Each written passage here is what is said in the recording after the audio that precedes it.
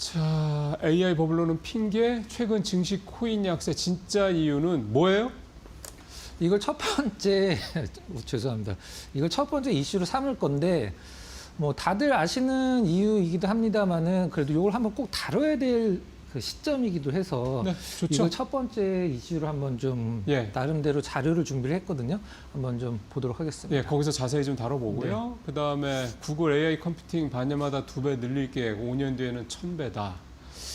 예. 네. 이 1000배라는 게 사실 이 내용을 읽어보면 지금 어떤 뭐 데이터 센터나 이런 걸 지금 대비해서 1000배를 늘린다. 그 그렇지는 얘기는 않죠. 아니고 예. 이 얘기를 누가 했냐면 구글 이제 클라우드 사업부 부사장이 이제 한 얘기인데 반년마다 2배를 늘릴 계획이라는 것은 어떤 부분이 있냐면 뭐 계속 뭐 반년마다 돈을 지금까지 들어가던 거에 2배 이상을 투자한다라는 건 당연히 말도 안 되는 부분이고 그러면 그거는 이 AI 칩 같은 거에 어떤 성능을 높이고 그렇죠. 어떤 효율적인 부분을 개선을 하면서 반년마다 일단은 지금 이제 그 트래픽이 걸리는 부분을 2배씩 올려서 5년 뒤에는 이 정도 되겠다라고 이제 포부를 밝힌 건데 일단 여기에서 가장 중요한 부분은 얼마 전에 이제 엔비디아 실적 발표를 했을 때 시장에서 상당히 문제시된 게 이제 매출 채권이 굉장히 좀 생각보다 많이 발생을 하고 있다라는 부분이었었거든요. 그러니까 매출 채권이라는 것은 이제 가장 쉽게 설명하면 이제 외상인데 그걸 이제 시장에서는 그렇게 없어서 못 판다면서 누가 그거를 외상으로 사갖고 니네는 외상으로 왜 줬냐. 그걸 이제 문제를 삼았는데 지금 구글 같은 경우도 이제 현금의 한계가 있다 보니까 채권을 좀 굉장히 많이 발행을 네. 하고 있는 상황인데 과연 누가 엔비디아 그 GPU를 뭐 남들은 돈이 있어도 못 사는데 외상으로 사갔나? 그 뭐 돈이 없어서 그렇게 사갔나? 아니면은 뭐 할부로 사갔는지 또 시장에서 그거에 대한 의구심을 굉장히 많이 품고 있는 부분이거든요. 그래서 일단 이 부분에서도 이 부분이 나오긴 합니다만은 아무튼 이 빅테크들의 어떤 자본 지출은 계속 될 것이다라고 천명을 한 것이라고 이제 그렇죠. 보시면 될 것 그렇게 같습니다. 봐야죠. 네. 네. 자, 우크라이나 종전 속도내는 트럼프 합의 시한 27일 적죠. 27일이면 이번 주예요. 네. 트럼프 대통령이 이제 데드라인이라고 딱 27일을 못을 받긴 했는데 사실 우크라이나는 빼놓고 지금 이거를 러시아랑 미국이랑 둘이 그 합의안을 만들고 있는 상황이라 일단 합의안에는 세 가지가 이제 포함이 돼 있습니다. 돈바스를 무조건 러시아 러시아한테 쪽에 준다. 양보를 한다. 그 다음에 병력을 60만 이하로 이제 감축을 한다. 그 다음에 그 나토 가입은 포기를 한다. 포기한다. 요 세 개를 해서 사실 주말에 X에서 그 우크라이나 대통령이 젤렌스키가 이제 젤렌스키라고는 안 하고 이제 우크라이나 대통령이라고 이제 프레지던트라고 표현을 하긴 했는데 며칠 내에 중대한 어떤 뭐 발표를 할 것이다라고 이제 좀 계속적으로 트윗이 올라오더라고요. 근데 그래서 오늘 아침에 이제 이것 주말에 나온 이 뉴스 때문에 저희 우리나라 시장 장 초반에 지금 우크라이나, 러시아 그 휴전 관련주들, 재건 관련주들. 재건 관련주들이 지금 움직이고 있는 거거든요. 27일이라고 딱 못을 박았고 푸틴도 그동안에 미국이 이러이러한 것들을 이제 언론에 노출을 시켰을 때 한 번도 답을 한 적이 없었었는데 주말에 푸틴 대통령도 일단 좀 뭐 어떤 발표를 좀 했습니다. 그래서 굉장히 좀 가까이 오지 않았나라는 생각을 좀 할 수밖에 없는 그런 상황인 것 같습니다.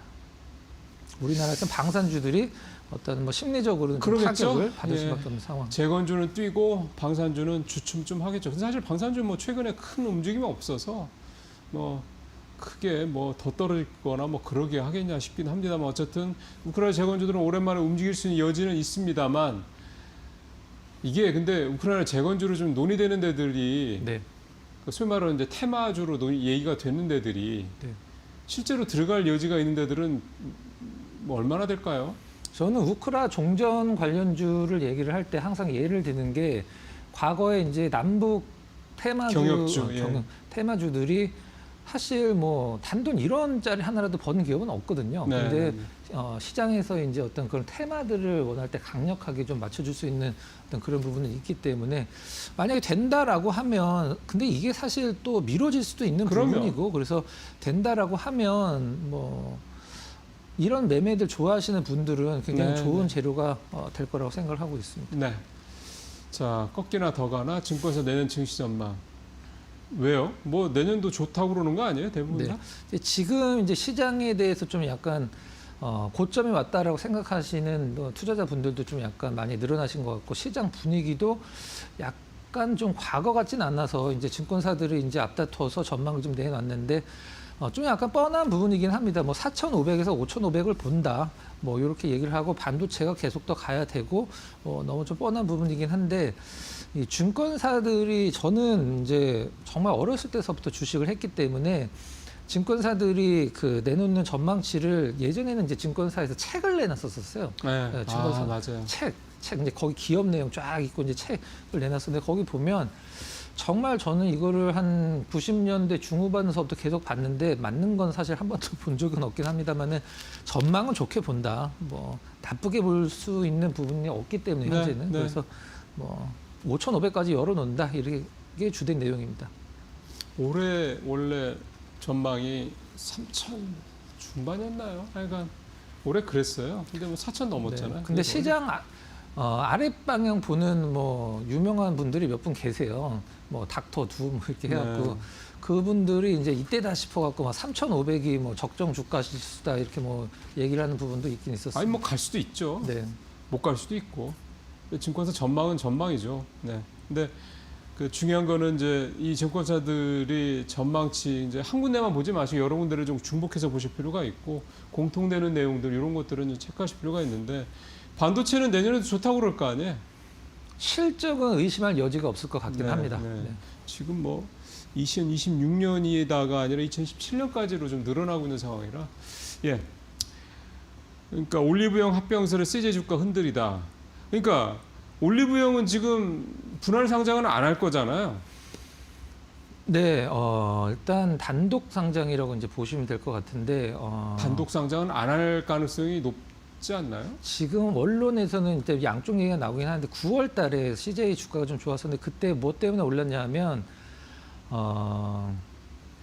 CJ가 올리브영이랑 합병을 할 때 이 비율 산정에 그렇죠. 들어갔다라는 얘기가 이제 시장에서 노출이 되면서 네. 9월 달에 주가가 한참 좋았던 적이 있었거든요. 근데 일단 CJ 입장에서는 처음에 지금 주관사가 미래에셋이랑 그 모건 스탠리인데 일단 산정을 하기에는 지금 한 4조 정도로 산정을 해놨는데 CJ 같은 경우는 우리가 이제 뭐 한참 전에 산정을 했을 때는 그거보다 그 정도 됐지만 지금은 5조 원 정도를 우리가 좀 받아야 되겠다라고 얘기를 하고 있는 상황이고 아무래도 이 올리브영 관련돼서 이제 승계와 관련된 부분이 있기 때문에 그렇죠. 구주 매출을 상당히 좀 많이 반영을 좀 해서 일단 경영권 승계에 문제가 없도록 한다 뭐 이런 내용이긴 합니다만은 아무튼 최근에 시장 대비해서 금요일 날은 좀 약간 안 좋긴 했었습니다만은 CJ 주가가 다시 이렇게 올라오고 있는 상황이거든요. 그래서 이 부분 좀 지켜보시면 될 것 같습니다. 그러니까 합병해서 한다는 거잖아요. 합병한다는 거잖아요. CJ의 올리브영을. 그래야지 CJ가 주가가 좋다는 얘기잖아요. 네. 네. 자, 최근 증시 약세 이유 한번 살펴보겠습니다. 이제 앞서서는 시장에서 좀 약간 뻔하게 나오는 얘기를 말씀을 드리고 그다음에 주말에 그다음에 지난주 금요일 날 시장을 어떤 앞으로 이걸 좀 굉장히 조심해야 되겠는데라고 나온 부분이 있는데 바로 그 부분을 좀 제가 좀 자료를 좀 만들어서 준비를 했는데 한번 좀 보도록 하겠습니다. 예, 보시죠.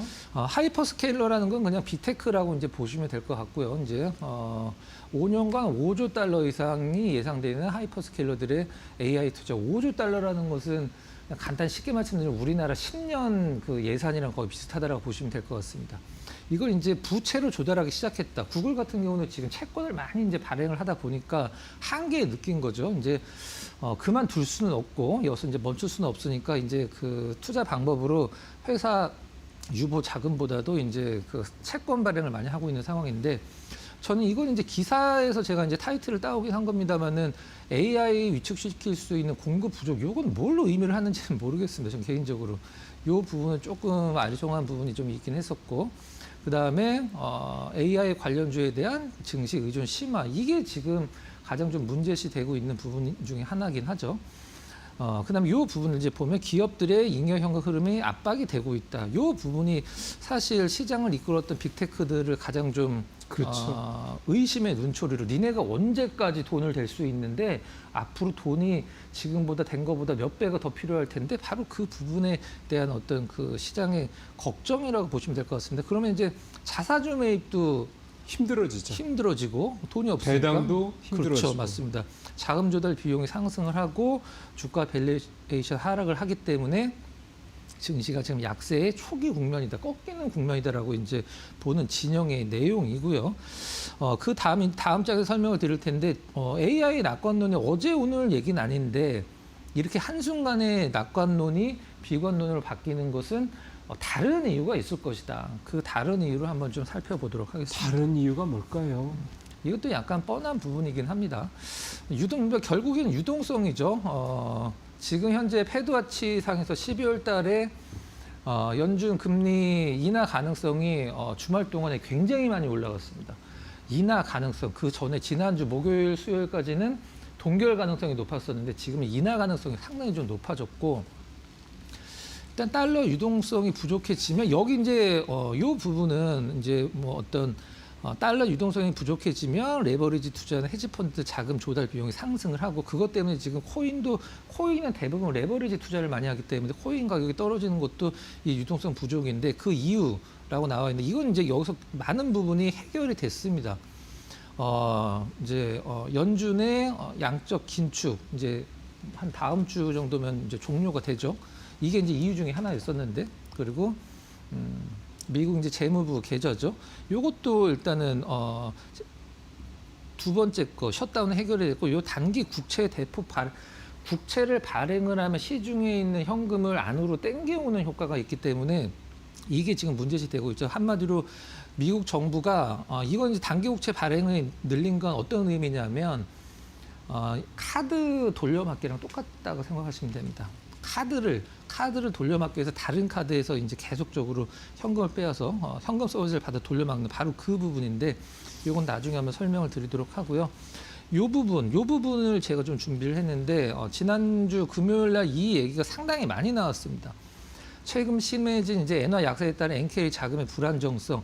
엔화가 약세가 되면 NKD 자금이 문제가 없는 거 아니야라고 생각을 하실 수도 있는데, 지금은 너무 약해졌기 때문에 이제 일본 정부가 과거에 개입했던 수준까지 떨어졌기 때문에 그 부분은 지금 시장이 불안하다라고 생각을 하는 거죠. 이 부분이 지금 시장에서 가장 대두되고 있는 부분입니다. 작년 7월, 8월 미국 증시 조정의 이유가 저거였어요. 네. 엔캐리 트레이드 청산 문제. 그때도 157엔까지 갔었나 그랬거든요. 지금 157엔 근처까지 갔다가 조금 내려온 모양이네. 155엔대면, 155엔 정도 되면 일본 당국이 좀 몸이 근질근질해지는 때이기도 하죠. 근데 저게 사실은 다카이치 총리가 되고 나서 이게 이번에 지난주엔가 유동성 정책 나오던데요. 그 경기 부양 정책 나오던데요. 그러면 돈을 푼다는 얘기니까 엔화 네. 약세가 될 수밖에 없거든요. 다음 장 보면서 그럼 그 엔화가 강세가 됐을 때 나스닥이 어떻게 움직이는지 엔화가 한번 강세가 됐을 보도록 하겠습니다. 이 선이 이제 달러 엔화 환율이고요. 이게 올라가면은 엔화가 약세라고 그렇죠. 보시면 될 것 같고, 이게 떨어지면 엔화가 강세가 됐다라고 보시면 될 것 같아요.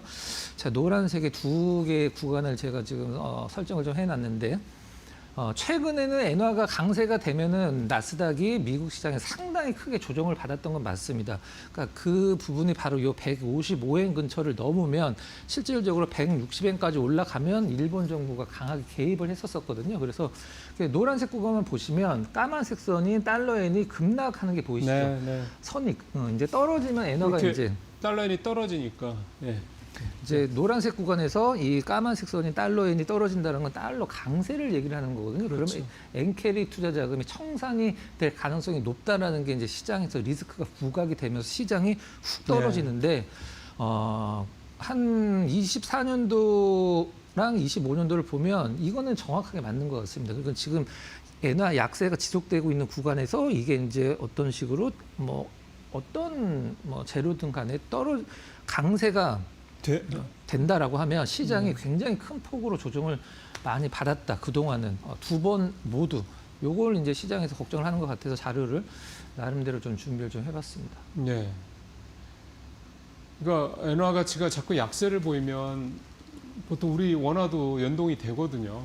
그러니까 원화 약세도 좀 했다는 게 지금 현재 원 달러 환율이 1,470원대까지 좀 올라가 있는 이유가 되는 거기도 하고, 우리도 좀 원화가 약세를 보이면서 지금 원 달러 환율이 오르면서 외국인들 이게 확 줄어들었잖아요. 네. 그러니까 장이 좋을 수가 없죠. 근데 중요한 거는 지금 엔화가 다시 이제 요 좀 선을 돌아가야 넘으면 되는데. 일단은 시장은 좀 걱정을 하는 거죠. 그러니까 네. 내려가야 되는데 지금 사실은 일본 정부가 하는 걸 보면 내려가기가 쉽지 않다라는 거죠. 계속 유동성을 푸니까. 그래서 내년에 그러니까 미국이 금리를 내리거나 뭐 이런 식으로 해야지 좀 엔화가 상대적으로 강세를 좀 보일 텐데, 현재로서는 미국의 금리 인하 말고는 사실은 엔화가 약세로 돌아갈 여지가 사실 이렇게 별로 없습니다. 강세로 돌아설 여지가 참 별로 없습니다. 그래서 이게 사실 우리가 원화 가치가 상대적으로 좀 위안화나 엔화나 뭐 유로화나 이런 데에 비해서 좀 유독 올해 많이 좀 절하가 됐잖아요. 이게 참 좀 약한 거죠, 아직은 우리가. 예. 자, 또 더 있나요? 관심 좀 보도록 하겠습니다. 네, 관심 좀 가보시죠. 동성 케미칼. 네. 낯서네요, 좀. 동성 화인텍은 대부분 알고 계시죠? 거기는 네. 본행제만. 네, 동선 화인텍의 대주주죠. 아, 그래요? 네, 동성 화인텍은 지금 현재 시가총액이 7천억이 훨씬 넘는 상황이고, 동성 케미칼은 실적은 더 좋은데 지금 한 2천억 정도밖에 안 되는 상황입니다. 그러면 되게 저평가되어 있는 주네. 네, 이제 역사상 최고의 실적을 앞두고 있는데 주가는 전혀 안 오르고 있다. 뭐 이렇게 보시면 될 것 같은데, 무엇을 하는 기업이냐면 예. 여러 개를 하긴 합니다만은 이 신발에 이제 깔창이라고 보통 쉽게 표현을 하기도 하죠. 아웃솔, 미드솔, 인솔이 있는데 요 미드솔을 만드는 그런 기업이라고 보시면 될 것 같아요. 신발 운동화 밑창을 만든다고 생각하면 되겠네요. 네, 쉽게 생각하면 중간 밑창. 네, 한번 이제 폴리우레탄. 네, 푹신푹신한 거. 네, 맞습니다. 나이키, 아디다스, 호카, 온 등에 이제 공급을 하고 있고, 웬만한 데 다 들어가네요. 네, 호카랑 온은 뭐 지금 호카는 지금 우리나라에서 영포티 분들이 많이 신어갖고 좀 약간 이미지가 다운되긴 했습니다만은, 네, 주가도 많이 떨어졌어요. 네, 네노라는 곳에 다 하고 있고요. 네, 네. 5년간 실적이 꾸준하게 우상향하고 있는데 지금 주가는 이제 주가가 안 오르는 것은 사실 뭐 여러 가지 이유가 있습니다. 근데 시장에 관심이 없는 종목군들이 이런 식의 어떤 흐름을 보여주는 경우도 있긴 한데, 매출이나 영업이익 보시면 요건 이제 보시면 될 것 같은데, 작년에 이제 910억 나왔고요. 재작년에 740억, 그다음에 22년도에 550억 나왔는데 꾸준히 성장을 하고 있죠. 뭐 매출 대비해서 영업이익은 뭐 제조업 치고는 뭐 그렇게 나쁘진 않은 상황이에요. 10%는 안 되는데 5%는 훨씬 넘거든요. 네, 올해 뭐 1,000억도 볼 수 있다 이런 얘기 나와주고 있는 상황인데, 이 엔드 유저들이 뭐 워낙에 좀 소위 얘기나 빵빵한 기업들이라 네. 뭐 이제 탄탄한 대로를 달리고 있는 기업인데, 배당도 굉장히 잘 주는 기업이고요. 그다음에 자사주도 이제 매입해서 소각할 계획을 좀 발표를 하기도 했습니다. 그러니까 이제 우리가 보통 화학 쪽에서 NCC에 치중하는 기업들 말고 이제 스페셜티 네, 기업들이 있는데, 이 이제 동성 케미칼은 이 폴리우레탄 쪽에서 그쪽으로 지금 사업을 좀 전환을 하고 있는 상황이기 때문에 실적은 앞으로 더 좋아지고 있는 상황이고, 기업에서 얘기를 하기를 우리 기업 이렇게 좋은데 시장에서 관심이 너무 없어요, 이런 식으로 또 언론 플레이가 나오더라고요. 일단 뭐 동성 화인텍이라는 든든한 계열사도 좀 있고. 그러게요. 그다음에, 네. 거기도 뭐 지난번에 회계 미스로 네, 좀 거래 정지가 되긴 네. 했었는데 실적은 굉장히 좋더군요. 네, 살짝 좀 해프닝이 좀 있었습니다. 그렇죠. 자, 차트 가볼까요? 차트 한번 잠깐 보도록 하겠습니다. 일봉 차트로 길게 한번 잠깐 보면 이제 기관은 수급이 외국인이 좋네요. 네, 여기서 제일 중요한 거는 계속적으로 팔고 정말 몇 년 동안 팔았습니다. 팔던 기관이 최근에는 매물이 좀 안 나오고 있다라는 점이 거의 플랫하게 가죠. 그러네요. 그다음에 외국인들은 계속 사고 있고, 예. 그래서 이제 기관들은 거의 다 팔 물량이 없기 때문에 기관 투자자들만 위쪽으로 잡아준다라고 하면, 지난주 금요일 날 빠지긴 했는데 사실 0.6% 하락이라는 것은 뭐 안 빠졌다라고 봐야죠. 지난주에 그 정도면 오른 거예요. 네, 맞습니다. 사실은. 평소 같았으면 한 4, 5% 오른 것과 그렇죠, 진배 없는 그렇죠. 그런 상황이긴 합니다. 그래서 이게 일봉이에요? 네, 일봉입니다. 그러니까 정리를 해드리면 실적은 너무 좋은데 일단 수급도 지금 팔았던 기관이 개선될 가능성이 높아지고 있고, 실적만 본다라고 하면 여기서 뭐 더 빠질 이유는 뭐 없다라고 시장은 평가를 하고 있는 그런 상황입니다. 그러니까 아주 가치주 투자하기 딱 좋은 회사네요. 언제 오를지는 모르겠지만 네. 적어도 크게 손해를 보지 않을 만한 그런 종목인데 외국인은 또 계속 사고 있는데 기관만 수급이 돌아오면 확 뭔가 좀 변화를 보일 수 있는 회사다 이렇게 좀 볼 수가 있는 거고 이번에 저 배당소득 분리과세라든가 뭐 자사조입 소과 의무화 이런 거 되면은 그걸 좀 탈 수 있을까요? 뭐 못할 이유는 없다라고 생각을 하고 있습니다. 뭐 배당도 4%대를 주기 그러면 때문에 배당도 괜찮고 수익률도 해당 수익률 4%는 괜찮은데 그러게요. 참 근데 요즘에 잘 모르는 종목이나 관심 없는 종목들은 또 아예 계속 그냥 모르고 관심 없는 경우가 좀 많아서 근데 어쨌든 이런 종목들도 이렇게 주도 섹터가 조금 주춤할 때 한번 눈여겨보실 만할 것 같습니다. 자 오늘 말씀 잘 들었습니다.